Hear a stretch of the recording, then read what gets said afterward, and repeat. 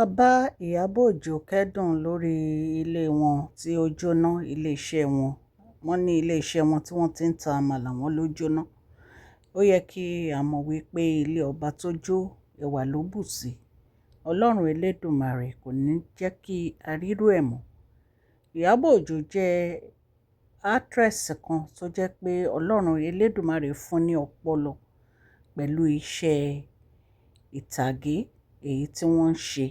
Nollywood actress. Wọ́n dẹ̀ ti wà lẹ́nu ẹ̀. Ó ti ṣe díẹ̀ tí wọ́n ti ń ṣe àwọn movies oríṣiríṣi àgbéléwò. In fact, movies wọn gan ti ń wọ Netflix àti cinema. Ṣùgbọ́n a dúpẹ́ ní ọwọ́ Ọlọ́run wípé kò sí èèyàn kan tí ó fi ara pa. Ní agbára Ọlọ́run, wọ́n á kọ́ ètò ju èyí lọ. Ọlọ́run Elédùmarè á console wọn. Ṣùgbọ́n nǹkan tí mo dúpẹ́ fún ni pé kò sí ẹ̀mí tó lọ sí i. Lóòótọ́ dúkìá lè jóná.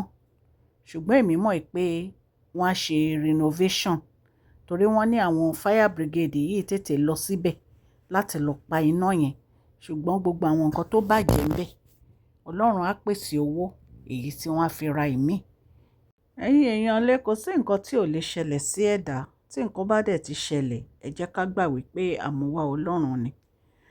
A dúpẹ́ ní ọwọ́ Ọlọ́run wípé ẹ̀mí ò ṣòfò. A dẹ̀ dúpẹ́ lọ́wọ́ Ọlọ́run wípé at least gbogbo inú ilé yẹn ò jóná. Àwọn nǹkan tó kó síbẹ̀ ló jóná. Ọlọ́run á wà pẹ̀lú actress Ìyábọ̀ Òjó. God will be with you. Ọlọ́run á console wọn. Àmọ́ ọ̀rọ̀ yìí wá láti iléeṣẹ́ Mashola Gist TV. God bless you all.